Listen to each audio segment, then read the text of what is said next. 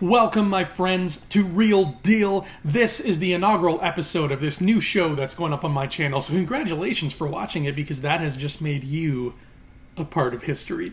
Real Deal is going to be an entertainment news show. It'll be airing every Monday, and we'll be talking about the news that has dropped throughout the past week. Now, this entertainment could come from all walks of life. It doesn't have to necessarily be just movies. It could be television. It could be all kinds of other crazy things we don't know about. It could even be sports. Tell my mom. Let's start with the big one, and I do mean big one. That's right, folks. Black Panther has just hit the $1 billion mark. I believe it hit the mark yesterday, around the end of the day on Sunday, but it's there. It took a few weeks, but it crossed the $1 billion mark, and I think that is outstanding because it is a great not just a great Marvel movie, but a great movie in general. It was a lot of fun.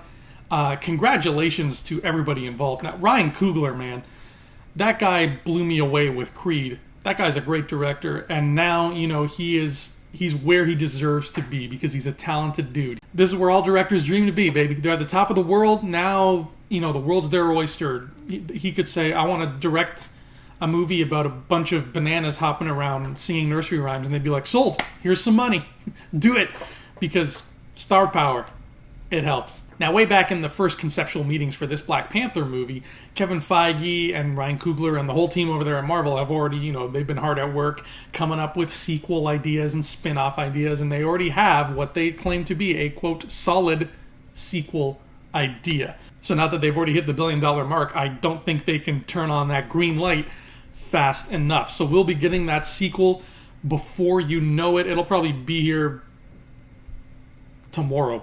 Last week we got a lot of new trailers for upcoming films, but there's two that I want to focus on that really sort of hit me in the good ways here. The first trailer I want to bring up is Mary Poppins Returns. That's right, we got to see, I believe it was aired during the Oscar telecast, Mary Poppins Returns, which is coming out all the way in December, but we got a nice early little teaser for it.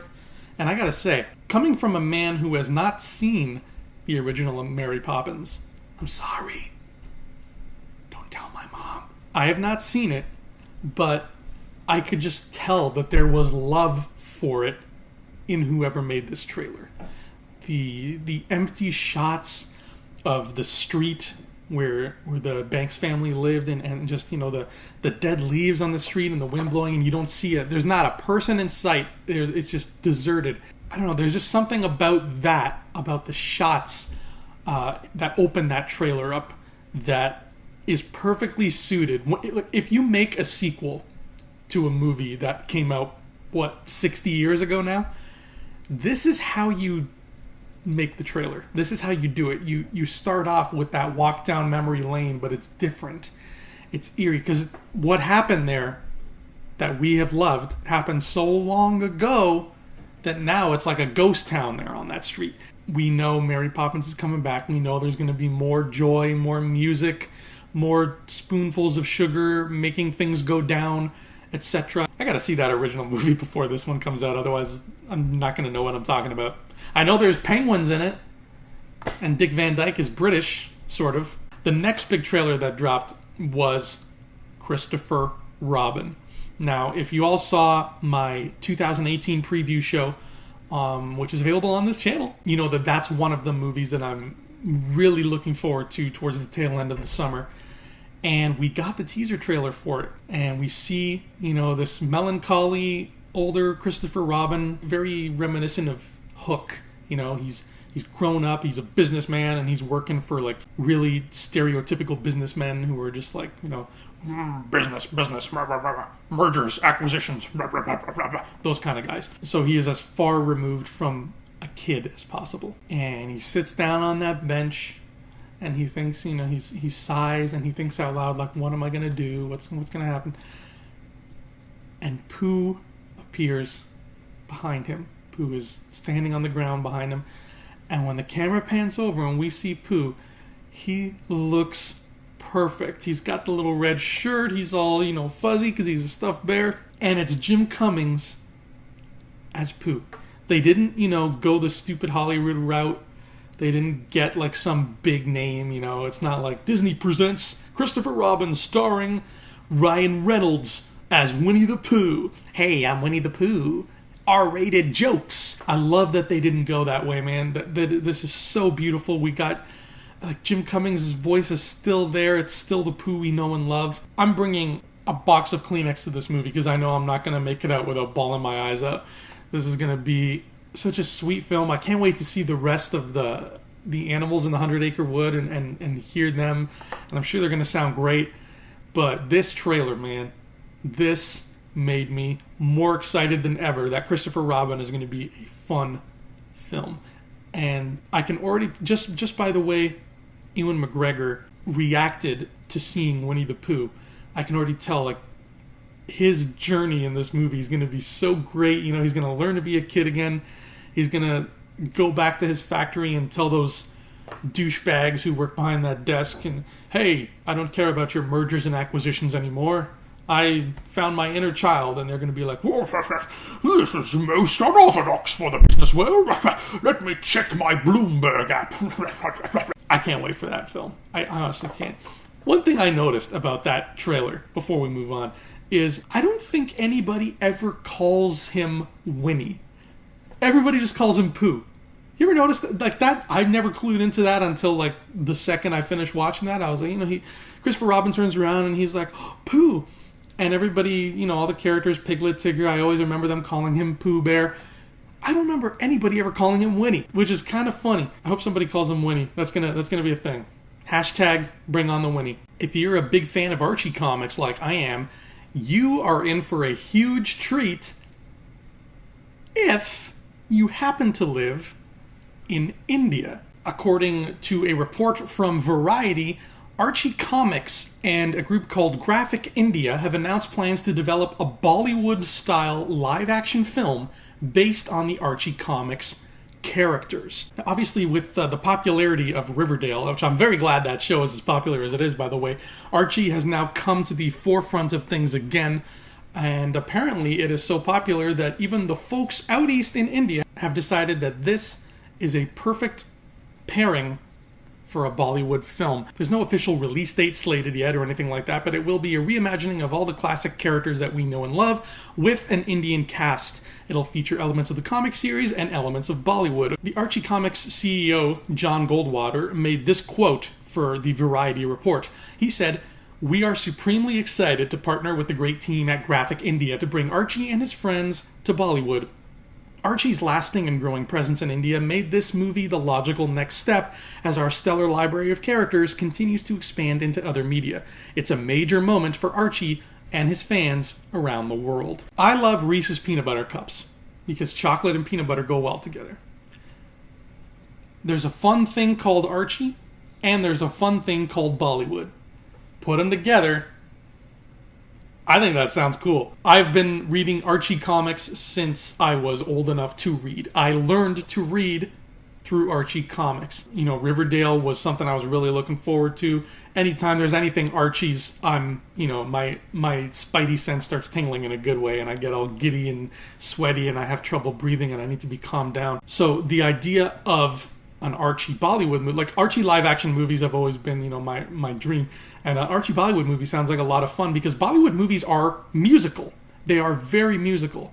And if you've read the old comics and you're familiar with, the Archies in their prime, the old cartoon from the 60s, they are musical.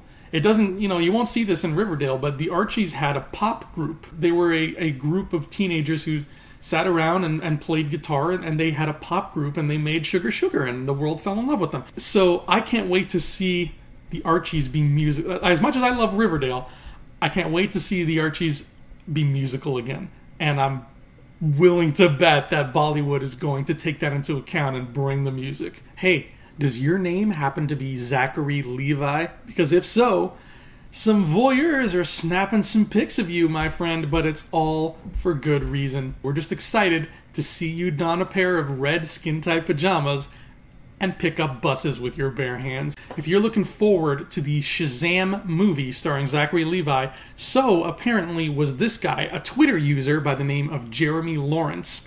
took a video of Shazam being filmed right outside his building. This is our first look at Zachary Levi in the suit. Now, of course, the image quality is not the greatest. This is from a phone camera, but as you can see, Zachary Levi as Shazam is about to lift up a bus, because Shazam is a very, very strong fella. So our first look is a very unofficial paparazzi-esque look at Shazam. Thank you, Jeremy Lawrence, for being the voyeur that you are and getting us this lovely little slice of spoiler. But good kind of spoiler. If we shift over to the world of television / Netflix, because they're basically kind of the same thing now, Jessica Jones Season 2 debuted towards the tail end of last week. I'm almost done. I didn't get to binge it all. I think I've got about 3 episodes left. Jessica Jones is my second favorite Marvel Netflix show. Obviously, Daredevil was the cream of the crop. The others I could kind of take or leave, but Jessica Jones is the other one that I really do enjoy. Season 1 of Jessica Jones, aside from a really bad pacing issue towards the end, I thought it was an awesome show. I thought it was spectacular, and it really deserved more love than it got. And we waited 2 years and a bit, but we finally got Season 2. And so far, I think it's great. I mean, the pacing has not been a concern yet. Thankfully. I hope they keep it that way. But this is a great show with a great cast, and I think it deserves much more love. So if you have not checked it out yet, and you are a Marvel person, you are a Marvel fan, like I am, get on board. Get some Jessica Jones in your life. Alias Investigations, baby. Hashtag I want your cray-cray. But alcoholic private investigators aside, there is another Season 2 coming very shortly that I am even more excited for. Westworld. Yeah, baby. Westworld Season 2 it's coming back. It's coming this April, finally. I feel like the wait for this season has been just like ginormous. Now I know how Sherlock fans feel. Westworld was this cerebral mind F that threw me for a loop. It's one of those things, you just watch it over and over and you see all the clues that were right in front of you to the big twist. It was just fantastic. I loved it, and I cannot wait for Season 2. And some news has already started to drop. Aside from the cast announcement of the regular cast coming back, I think Anthony Hopkins is the only primary cast member who is not slated, officially anyway, to return for Season 2. We've got the full cast back. And then we've also got a neat little photo from the set. Apparently, Shogun World will be a thing in Season 2. Spoilers if you have not seen Season 1, but if you remember, in the finale of Season 1, there was that action sequence where they were running through the underground levels of the park, and we saw some logos for some other potential theme parks in this same facility, and one of them involved Shogun assassins and samurai in feudal Japan, and now it has been confirmed Shogun World is a real thing in the canon of the show, and we are going to get to see it in Season 2. In fact, one of the new cast members slated to have a recurring role in this season is Hiroyuki Sanada. You might know him as Dogen from Season 6 of Lost. He's a very famous Asian actor, and he is going to be coming on board in a recurring role here in Westworld. So chances are he is one of the hosts in Shogun World. I can't wait. Jonathan Nolan, the man is brilliant. Give him any show he wants, honestly. But keep him on Westworld, because he's doing a pretty good job. To all my fellow Teenage Mutant Ninja Turtles fans out there, in case you haven't heard, this September they are airing a brand new Turtles cartoon. It's going to be called Rise of the Teenage Mutant Ninja Turtles, and it's going back to classic 2D animation. Sorry, kids, I know you like your CGI and whatnot, but we old folks, we really like when things look flat and two-dimensional. That's just how we roll. Of course, all the Turtles are back, Splinter's back, April O'Neil is back, but the most of the buzz has been around the new villain, because it's not Shredder, as far as we know, this time around. It's a guy by the name of Baron Draxum, and he's going to be voiced by John Cena. That's right, John Cena, star of The Marine. I bet you forgot that existed. It's okay, even John Cena forgot that existed. But that's been the biggest talking point about this show, is that John Cena will be voicing the main villain. And for the longest time, they've been, dodgy about what Baron Draxum looks like. And finally, they revealed the look for the villain. Here he is. He looks great. He's got like this bug-like look, this praying mantis kind of thing to him. Apparently he's obsessed with ooze, so he's probably going to be mutating a lot of folks. Now, I'm a big fan of the Turtles myself, and my good friend James Razile is also a huge fan of the Turtles. And if you want to know even more about this show, about Baron Draxum, about the Turtles in general, James does a great show over on his channel, Digital Charcuterie. He has Teenage Mutant Ninja Thursdays. Every Thursday, he's got a brand new show all about the Turtles, chock full of Shelly goodness. So if you want to learn even more, check out Digital Charcuterie for all your turtle needs. And finally, Star Wars fans have something to look forward to. This Wednesday, the Blu-ray and DVD of Star Wars The Last Jedi will be released, so you can watch all of your favorite scenes, including insert spoiler here and insert spoiler here, in the comfort of your own living room or bedroom or wherever. People have TVs all over the house these days. But to tie them over, last week, the novelization of the movie came out, and apparently this novelization is known as the expanded edition because it's basically like the 3-hour cut of the movie just in book form. It's got a lot of additional scenes, additional dialogue, etc., all the stuff you've come to enjoy from these novelizations. So until we get that glorious Blu-ray in just a couple days, you can pick up a book, start reading, and find out the real reasons why Luke Skywalker stroked his beard in that one scene. Internal monologues. That has been the inaugural episode of Real Deal. Thank you so much for watching, and we'll be back here every Monday with more Real Deal to talk about the news going on during the week. I'll see you there, and I'll see you on Thumb Together, where we'll review the movies that are making a splash in cinemas as we speak. Tell my mom she needs to go to more movies. I don't know what's wrong with her. In the meantime, thanks so much for watching. Be sure to click that like button and give me some subscription love if you have not already, so I can keep making great shows for you and make it my full-time job so I don't have to go back to retail. Nobody wants to go back to retail.